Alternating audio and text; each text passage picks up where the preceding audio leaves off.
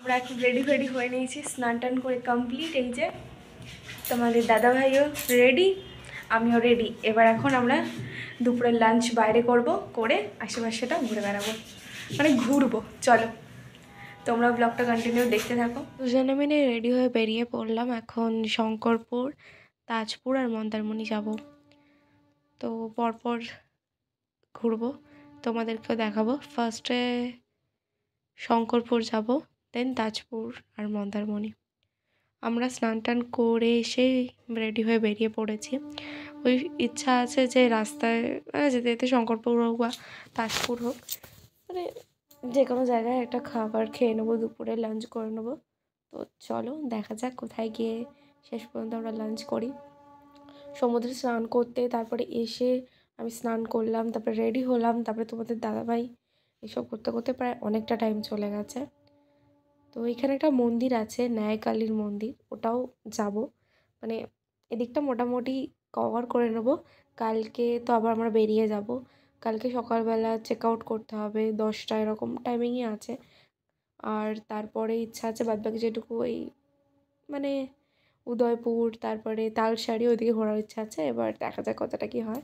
তো ফার্স্টেই মানে খুব কাছাকাছি 50 মিটারের মধ্যে রয়েছে ন্যায়কালী মন্দির। তো চলো আগে ন্যায়কালী মন্দিরে পৌঁছে ঠাকুর ঠাকুর দর্শন করি, দেন শঙ্করপুরের উদ্দেশ্যে রওনা দেব। তো আমরা ন্যায়কালী মন্দিরে চলে এসেছি। মোটামুটি দেখলাম মন্দিরের কাজ হচ্ছে উপরে।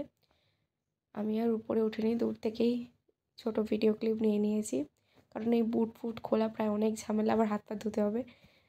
জল এনেছি, তবে খাবার জল তো, তাই আর বেশি কিছু করছি না। এটা হচ্ছে সামনে যে ব্রিজটা দেখতে পাচ্ছ, এটা ন্যায়কালী ব্রিজ। এটা পেরিয়ে আমরা শঙ্করপুর যাব। এখনও অনেকটা রাস্তা দেখাচ্ছে গুগলে, আমরা যেহেতু পুরো ম্যাপ দেখেই মানে রাস্তা যাচ্ছি, কারণ ওইভাবে জিজ্ঞাসা করে এবার হ্যাঁ কিছু কিছু টার্নগুলো একটুখানি হলে যদি অসুবিধা হয় তখন জিজ্ঞাসা করা হচ্ছে, বাট মোটামুটি চলে যাচ্ছে। তো আমরা শঙ্করপুরে বিচের ধারে মানে এতে চলে এসেছি শঙ্করপুরে। ওখানে এসে আগে দুপুরে লাঞ্চটা করে নিচ্ছি, তারপর ওখানে ঘুরতে যাব। তো লাঞ্চে একটা মানে ফিশ থালি নেওয়া হয়েছে, তাতে রয়েছে ভাত, ডাল, তরকারি, মানে মিক্স সবজি আর মাছ। তো চলো ঝটপট খেয়ে দিয়ে এখন বিচে চলে এসে ঘুরতে। আর তোমাদের দাদাভাই কি বলছে সেটাও শোনো অবশ্যই। বলো শঙ্করপুর শঙ্করপুর কেমন লাগছে? ব্যাপক, চৌদিকে খালি সমুদ্র, জল আর জল, আর তাতে শুধু খালি সুস্বাদু খাবার। যেখানেই খাবার খাচ্ছি সুস্বাদু, খুব ভালো লাগছে। না এখানে সব রান্নাগুলো খাচ্ছি, হাওড়া বা অন্য জায়গায় যেসব স্টেশনের ধারে যেসব খাবারগুলো পাওয়া যায়, বউবাড়ি খাই, ওসব খাবার চলবেই না এইসব জায়গায়। মানে জঘন্য খাবার ওসব জায়গায়, তার তুলনায় এখানে যথেষ্ট যথেষ্ট ভালো ঘরোয়া রান্না, খুব ভালো।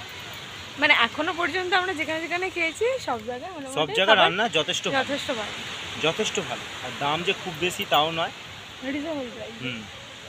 চলো লিমিটের মধ্যে রয়েছে। তোমাদের দাদাভাই হচ্ছে খাবারের ব্যাপারে ভীষণ মানে সব কিছুর ব্যাপারে একটু খুঁতখুঁতে। তো তোমাদের দাদাভাইয়ের ভালো লেগেছে মানে বুঝতেই পারছো। তো এখন এখানে থেকে ঘুরে আমরা যাচ্ছি তাজপুরের দিকে, ওখানে কিছুক্ষণ থাকবো, তারপরে একেবারে মন্দারমণি ঘুরে একেবারে মানে হোটেলে রওনা দেবো। কারণ প্রায় মানে দুপুর 2-2-2:30 নাগাদ বেরিয়েছি, 2:30 বোধহয় আই থিঙ্ক। তো আর এনার্জি নেই, এই দুটো ঘুরেই এবার জাস্ট হোটেলের পথে রওনা দেবো।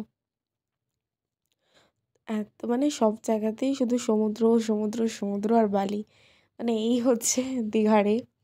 তো তোমাদের দাদাভাই এখানে এসে ওইদিকে মানে টোটো করে নিয়ে যাচ্ছে চরের ওদিকে। তো আমরা মন্দারমণিতে সেখানেই যাচ্ছি। আর মানে কী বলবো, বালিতে অনেক মানে 2-3টে আমি দেখলাম কচ্ছপ মরে পড়ে রয়েছে, মাছ ফাছও রয়েছে।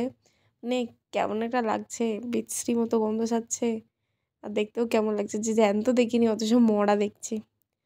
তো চলো এখন এখান থেকে আমরা বাড়ি হোটেলের দিকে রওনা দিই।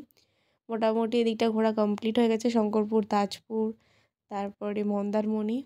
মানে একদিনে যতটা কভার করা যায় আজকে রাত্রে, কারণ কালকে ওই দিকটা যাব। তো এদিকটা যতটা কভার করে নেবো ততটাই সুবিধে হবে, কারণ এই কালকে লাগেজ নিয়ে আমাদের ঘুরতে হবে, তাই জন্য চলো আর বেশি কিছু বলবো না, একেবারে রুমে পৌঁছে তোমাদের সাথে কথা হবে। তো হাতে দেখতে পাচ্ছ ফুচকা নিয়ে যাচ্ছি। তোমাদের দাদাভাই মানে ফুচকা, মানে আমিও খেতে ভালোবাসি, তোমাদের দাদাভাই বললে ফুচকা খাবে, তো ফুচকা নিয়ে ওই জন্য রুমে চলে এসেছি। এখন চলো ঝটপট ফুচকা টুচকা খাই। তোমাদের শুদ্ধই ফুচকা খেতে আরম্ভ করে দিয়েছে আলু দিয়ে, আর আমাদের ফুচকার জল রয়েছে। চলো খাওয়া দাওয়া কমপ্লিট করে কিছুক্ষণ রেস্ট নিয়ে তারপর আবার তোমাদের সাথে কথা বলবো। এসে তো বেশ কিছুক্ষণ রেস্ট নিলাম, এখন প্রায় 7:45 মতো বাজে। এখন আবার একটু সোয়েটার টোয়েটার পরে এই মার্কেটটা ঘুরবো। চলো তোমাদের দাদাভাইও একটুখানি দুজনে মিলে একটু রেস্ট নিচ্ছিলাম, কারণ প্রায় অনেকটা সে মানে দুপুরবেলা থেকে আমরা বেরিয়েছিলাম, এদিক ওদিক করছিলাম বাইক নিয়ে, মানে হেঁটে এদিক ওদিক ঘুরছিলাম, তাই একটু রেস্ট নিলাম, মিষ্টি ফুচকা টুচকা খেয়ে এখন আবার বেরোচ্ছি। এই সামনে বিচ মানে সমুদ্রের ধারে ঘুরবো, আর রাত্রিবেলা ডিনার করে একবারে উঠে চলে আসবো। তারপর সেই কালকে সকালবেলা ভোর ভোর উঠতে হবে সানরাইজ দেখতে। তো চলো তোমরা ব্লগটা কন্টিনিউ দেখতে থাকো, আমাদের সাথে থাকো, আমরা কী কী করছি সেটা অবশ্যই তোমরা জানতে পারবে। আমরা এখন সি বিচের সামনে চলে এসেছি। মোটামুটি দিনের বেলা যা দেখেছি, মানে যে সমস্ত লাইটিংয়ের যেগুলো দেখা হয়নি সেগুলো এখন দেখা হয়ে যাচ্ছে। মার্কেটটাও ঘুরছে, অনেক কিছু, মানে এত দোকান বলার মতো নয়। তো এখন ভাবছি যে একটু মানে মাছের কোনো ফ্রাই টাইপের কিছু খাবো, ঘি মাছ খাবো, সেটাই এখন ডিসাইড করছি। বাট অবশেষে আমার ফেভারিট চিংড়ি মাছই খাচ্ছি, তো এখানে চিংড়ি ফ্রাই নিয়ে নিয়েছি। চলো চিংড়ি ফ্রাইটা খেয়ে তারপর আবার তোমাদের সাথে কথা বলছি। এখন চলে এসেছি, নিচে যাচ্ছি, সমুদ্রের ওই বিটগুলো যেগুলো রয়েছে ওখানে বসে বসে তোমাদের দাদাভাই এখন ঝালমুড়ি কিনছে। কেনা হয়ে গেলে ওখানে নিচে বসে বসে সমুদ্রের হাওয়া খাবো আর তার সঙ্গে ঝালমুড়ি। এখন মোটামুটি ইচ্ছা আছে বেশ কিছুক্ষণ বসার, কারণ কালকে আর অতটা সময় এখানে বসা যাবে না, কারণ আমাদেরও তো বাড়ি ফিরতে হবে। তাই আজকে রাতেরটাই এভাবেই কাটাই। চলো এখান থেকে আবার আমাদের আশেপাশে কোনো রেস্টুরেন্টে রাত্রিবেলার খাবার নিতে হবে। তো এখানে আমাদের রাত্রিরের খাবারের জন্য নেওয়া হয়েছে রুটি আর এগ তরকা।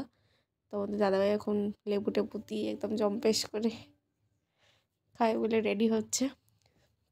চলো আজকে এখানে ব্লগটা এন্ড করছি, ব্লগটা বেশি লজ করছি না।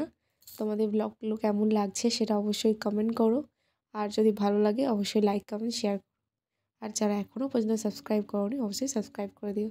তো চলো আজকের মতো টাটা, গুড নাইট, সবাই ভালো থেকো। কাল সকালে ভোরবেলা উঠতে হবে, কারণ সানরাইজ দেখতে যাবো আমরা।